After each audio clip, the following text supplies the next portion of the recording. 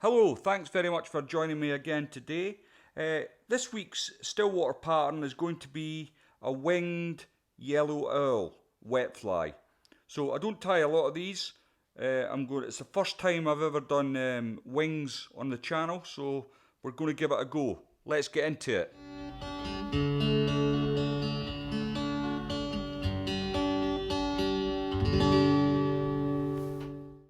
In the vise then is a Hanak 230 barbless hook. It's at size 12 and this is a medium gauged hook. I'm not going to use thread initially to start. I'm going to use some Glow Bright floss and this is number 10. I've lost the label, but you can be assured it is number 10. So I'm going to start about 1/8 of an inch back from the eye and I'm going to just get 2 or 3 turns in. Next I'm going to add my black ribbon. This one's from Flybox and it's a 0.09mm wire, and as you can see it's in black. I want to catch that in while I'm bringing my tail down, so it's coming up on the bare shank. Now the reason for this is if you don't catch it in at this point, it does show through the floss. So if I was to put a bed of floss down and then add my rib and then come back up, it would show through the floss, and I don't want that. I want it all to be covered. So once you've got the wire in a little bit, you can use your rat's tail just to come all the way down, and I'm going to stop just near the end of the body of the fly and remove my waist, and then another couple of turns just to capture in any loose fibres from where I cut, and then I'm carefully going to come up the body. Now the floss will flatten out for you just the same as the UTC thread. If you twist it, it flattens out nice, so you get a nice level uniform body up the shank of the hook. Now as I get nearer the end there, I'm just going to stop.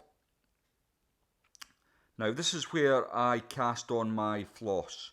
I want to come a couple of turns just over that, because what I'm going to do next is I'm going to change over to the Vivus, the E09, and as you can see it's a pale yellow colour. First thing to do with this then is get some wax onto the thread. And as I always do, but I never often say, is make sure you get your fingers through that wax just to get it bedded into the thread.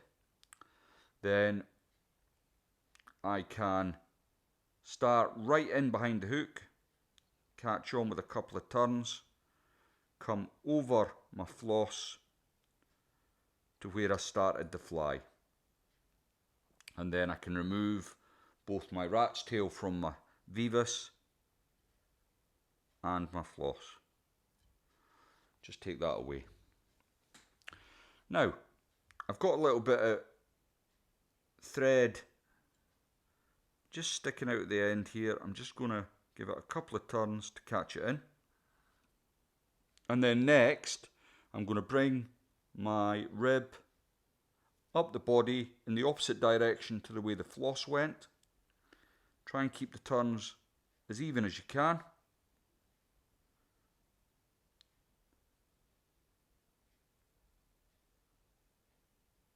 And then as you get up near the end and get onto your actual Vivus thread, you're able to lock that in place with a couple of turns. Then simply keeping tension on the thread, twist your wire away. Next I've got to invert my vise. So I'm just going to turn that upside down, lock it off, and what I'm going to do is add a little bit of throat hackle. Now what I'm going to use is, this is my partridge cape. Looks like it's had a big kicking in a back alley somewhere, but it has still got some decent feathers. And what I'm going to use is some of these brown feathers. They're not much use for anything else, but I really like them for throat hackles. They do a lovely job. So I've taken one off here. Going to remove all this waste off the feather, and then I can pick out the bit of hackle I want. Now what I want from this is some of this brown bit at the top here. So even this bit here I'm going to discard, and then I'm going to take quite a generous amount of feather from here, about 1 centimetre, maybe just over. Pull it off at a 90-degree angle, and that will bring all your tips nearly into place. And it gives it, using this feather that I don't use for much else, there's lots of brown, there's a bit of speckle, and it's just really effective for throat hackles.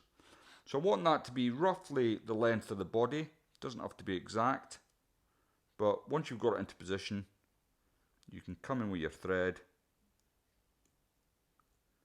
and lock that down. I'm just going to lift the waist up. Hopefully you can see what I'm doing here. I'm going to take that away. And I'm pretty pleased with that so far, but this is the easy bit, to be fair. It's only going to get a little bit more difficult in a minute. So just make sure you've got your thread in the right position, which is near the head. Throat hackle sitting properly for you, and I'll lock the vise off. Now before I do anything else, I'm just going to add a little bit of wax to my thread, just to help with holding the wing in place. Now the wing itself, I'm using hen pheasant for this, and what I've got is a right and a left wing. And you can see I've already taken slips from it.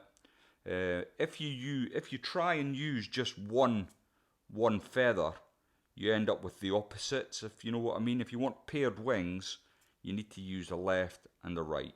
So there we go. I've already taken a couple of slips off.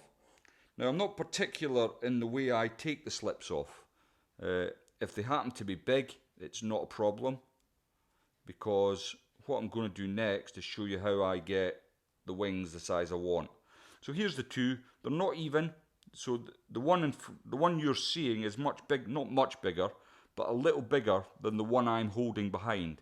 So I want to marry up the tops.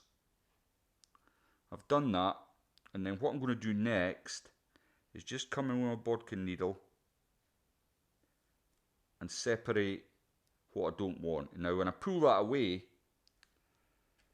these two wings should now marry up perfectly.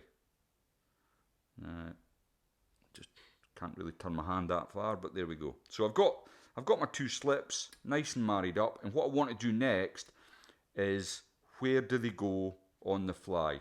Now I don't want the tip of my wing going past the bend of my hook really. So that looks pretty good. Once you've got it in place, you must hold the wing with your thumb and forefinger of your left hand, if you're right-handed of course, really firmly. That wing does not move. You've got to get a pinch and loop over the top here and then bring it into place. Now once you've got 2 or 3 turns in and it's very firm, you can have a look at what you've got. So I'm just going to open my vise, and I'm fairly pleased with that. Looks good on my side, and it doesn't look too bad on your side either. So once you've done that, the best thing to do is lift the waist out the way, bring your thread in front of your waist so it's out the way. Because what you don't want to do at this point is cut your thread away from the hook. That would be a disaster. So next, come in with your scissors and remove the waist very carefully at the front of the fly. You want to get as close to the head as you can without cutting into your thread or the wing itself. Now once you've done that, it's just a matter of getting the head right. So what I'm going to do is start at the front and work on my head. Now I'm fairly content with the head the way it is, so what I'm going to do next is a little bit of UV varnish just to get me finished. Then I can come back down the thread to the eye.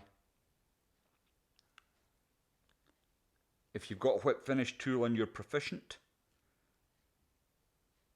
you can show off and do that. I'm just going to put a couple of half hitches in. And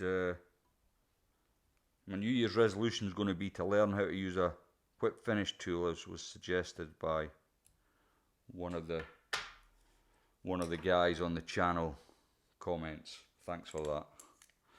So I'm just going to cure that bit off.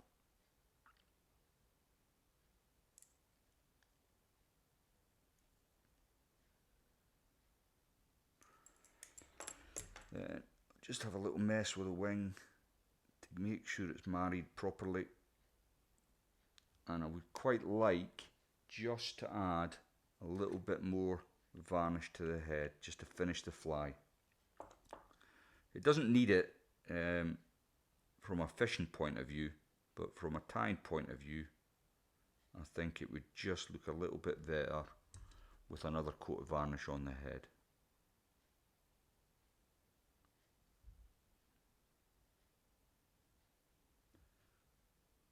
Varnish, UV resin.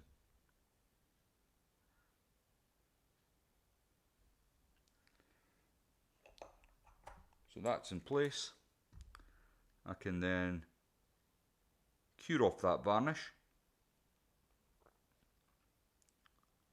And I'm fairly pleased with the way the wings have turned out. They're not too bad.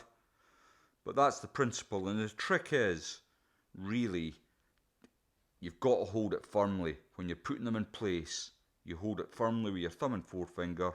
Make sure that wing goes nowhere and it's only the waist that moves. Takes a little bit of practice, but once you've got it, it's a skill you won't soon forget. I hope that's been of some use to you. Thanks very much for watching, and I'll see you next time. If you want to make them up, that's how to do it.